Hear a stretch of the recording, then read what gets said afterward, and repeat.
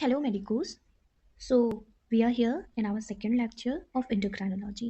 तो endocrinology के first lecture में हम लोगों ने पढ़ा था कि कौन कौन से हार्मोन पिट्यूटरी हार्मोन्स हैं, जैसे कि एंटीरियर पिट्यूटरी से कौन कौन से हार्मोन सिक्रीट होते हैं और पिट्यूटरी और पोस्टीरियर पिट्यूटरी से कौन कौन से हार्मोन सिक्रीट होते हैं। हाइपोपिट्यूटरिज्म क्या होता है, उसके कॉज एंड एवरीथिंग। अब हम इस वीडियो में 3 सिंड्रोम कवर करने वाले हैं। तो सबसे पहले हम कवर करते हैं सीहान सिंड्रोम। सीहान सिंड्रोम क्या होता है? ये एक लाइफ थ्रेटनिंग कॉम्प्लिकेशन है। क्यों? क्योंकि due to infarction of pituitary gland following postpartum haemorrhage. अब पीपीएच के बाद क्या होता है, वहाँ पे इन्फाक्ट बन जाता है पिट्यूटरी ग्लैंड में। ये एक लाइफ थ्रेटनिंग कॉम्प्लिकेशन है, क्योंकि हमें पता है कि जैसे जैसे कोई भी इन्फाक्ट या कोई भी मास इफेक्ट होता है, तो हमारा पहले पार्शियल डिफिशियंसी होती है हॉर्मोन्स की, और उसके बाद कंप्लीट डिफिशियंसी हो जाती है। इसके फर्दर क्लिनिकल फीचर अभी हम पढ़ेंगे। फिलहाल के लिए आप इतना समझिए कि सीहान सिंड्रोम क्या होता है। ये एक पोटेंशियली लाइफ थ्रेटनिंग कॉम्प्लिकेशन है। क्यों हो रहा है? क्योंकि इन्फाक्शन हो रहा है। किसमें? पिट्यूटरी ग्लैंड में। और कब? After postpartum haemorrhage. मैकेनिज्म क्या होता है? During pregnancy the pituitary gland is enlarge. Sheehan syndrome में क्या होता है, अभी हम लोग जनरल अगर देखें तो क्या होता है कि ड्यूरिंग प्रेगनेंसी के टाइम पिट्यूटरी ग्लैंड बढ़ता है। अब बढ़ता है तो वो वल्नरेबल हो जाता है इस्चीमिया के। ठीक है, तो PPH and consequent systemic hypotension can cause pituitary infarction।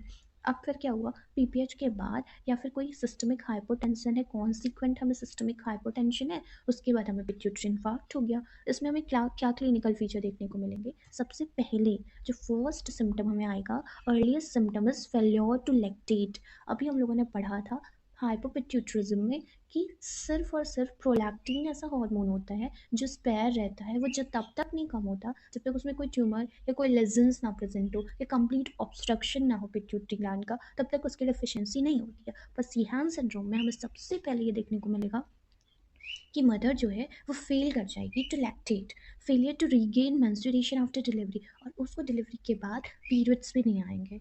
Other symptom of hypopituitarism, they appear over month और ईयर। बाकी सिम्टम को आने में थोड़ा टाइम लगता है, मंथ लग सकता है या ईयर हो सकता है, ईयर लग सकता है। फ्यू पेशेंट में प्रेजेंट एक्यूटली, कुछ पेशेंट में एक्यूट सिम्टम की तरह आ सकता है, जैसे कि हाइपोटेंशन हो सकता है, हाइपोनेट्रीमिया हो सकता है, या हाइपोथायरॉयडिज्म हो सकता है। और इसके सिवियर केसेस में क्या होता है, कोमा एंड डेथ हो जाती है। डायग्नोसिस की बात करें तो डायग्नोसिस में हम देख सकते हैं कि सबसे पहले लेबोरेटरी फाइंडिंग ऑफ हाइपोपिट्यूटरिज्म को हम रेफर करते हैं, एमआरआई कराते हैं, तो अर्ली स्टेज में उसमें हाइपरट्रॉफिक पिट्यूटरी देखने को मिल सकता है। पर जब हम लेटर स्टेज में एमआरआई कराएंगे तो उसमें हमें एट्रोफिक पिट्यूटरी या एम्प्टी सेला मिलेगा। व्हाट इज एम्प्टी सेला? सेला टर्सिकम हमारा pituitary bone, pituitary gland situated होता है, हमें पता है, वो एम्प्टी हो जाएगा। तो एम्प्टी सेला, सेला टर्सिका, या सेला जो है सेला टर्सिका से resemble. Treatment of Sheehan syndrome, Sheehan syndrome का ट्रीटमेंट क्या है? कंट्रोल करो हैमरेज को, वॉल्यूम को रिप्लेस करो और एडमिनिस्टर करो जो डिफिशिएंट हार्मोन है। पीपीएच में क्या होता है, हैमरेज हो जाता है तो वॉल्यूम लॉस हो जाता है, ब्लड वॉल्यूम का लॉस हो जाता है। तो सबसे पहले हैमरेज को कंट्रोल करो और ब्लड वॉल्यूम को रिप्लेस कर दो, ठीक। और जो भी हार्मोन की डिफिशियंसी हो रही है उसको एडमिनिस्टर कर दो। अब एम्प्टी सेला टर्सिका, एम्प्टी सेला सिंड्रोम। अब एम्प्टी सेला सिंड्रोम क्या होता है? Often a incidental MRI. In this condition, herniation of arachnoid diverticulum through an incomplete diaphragm sella results in symmetrical balloon sella which get filled with the CSF. अब देखो क्या हो रहा है, herniation हो रहा है इसमें। herniation किसका हो रहा है? arachnoid diverticulum का। ठीक है, तो उसकी वजह से क्या हो रहा है, जो हमारी बलूनिंग हो जा रही है सेला में, और वो भी सिमेट्रिकल। तो सिमेट्रिकल बलूनिंग बलून सेला में देखने को मिलेगा। और वो बलून हो रहा है तो उसमें क्या फिल हो रहा है? उसमें फिल हो रहा है CSF। Usually have normal pituitary function, implying that the surrounding rim is of pituitary tissue is fully functional। देखो इसमें क्या होता है, पिट्यूटरी फंक्शन जो होता है वो नॉर्मल होता है, ठीक है। पिट्यूटरी टिश्यू भी प्रॉपर फंक्शनल होती है, फुल्ली फंक्शनल होती है। An empty sella can be primary congenital weakness of the diaphragm or secondary subsequent to the infarction of a pituitary adenoma or to surgical or radiation induced damage to the sella diaphragm। अब देखो, एक empty सेला का primary congenital weakness की वजह से हो सकता है डायफ्राम का, और सेकेंडरी कॉन्सिक्वेंस क्या हो सकता है कि सब्सिक्वेंट इन्फाक्शन हो रहा है पिट्यूटरी का जिसमें क्या हो रहा है, या तो पिट्यूटरी एडेनोमा हो रही है, या फिर सर्जिकल या फिर रेडिएशन इंड्यूस्ड डैमेज हो गया है सेलर डायफ्राम का, ठीक है।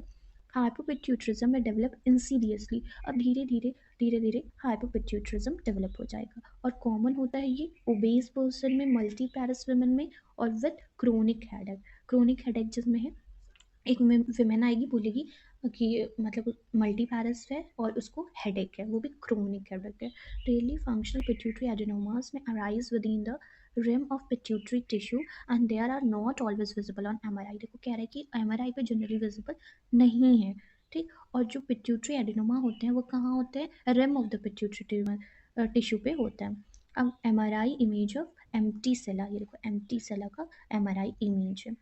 अब हम कैल्विन सिंड्रोम की बात करेंगे, ठीक है। कार्मेन सिंड्रोम क्या होता है, कार्मेन सिंड्रोम में it is due to the defective hypothalamic gonadotropin releasing hormone synthesis. इसमें डिफेक्टिव सिंथेसिस हो रही है किस चीज़ की, hypothalamic gonadotropin releasing hormone, hypothalamus से जो गोनाडोट्रोपिन रिलीजिंग हार्मोन आती है उसकी डिफेक्टिव सिंथेसिस की वजह से कार्मेन सिंड्रोम होता है। ऑल्फैक्टरी बल्ब एजेनेसिस और हाइपोप्लेशिया इज एसोसिएटेड विद एनोस्मिया और हाइपोस्मिया। इसमें क्या होता है, ऑल्फैक्टिव बल्ब की एजेनेसिस हो जाएगी या फिर हाइपोप्लाजिया हो जाएगा। ऑल्फैक्टिक बल्ब, बल्ब का मतलब हमारा जो नोज में जो ऑल्फैक्टिक बल्ब है उसकी एजेनेसिस हो रही है, हाइपोप्लेशिया हो रहा है, तो जिसकी वजह से हमें क्या होगा, एनोस्मिया, या तो स्मेल ही नहीं आएगी, हाइपोस्मिया और बहुत स्लाइट स्मेल आएगी।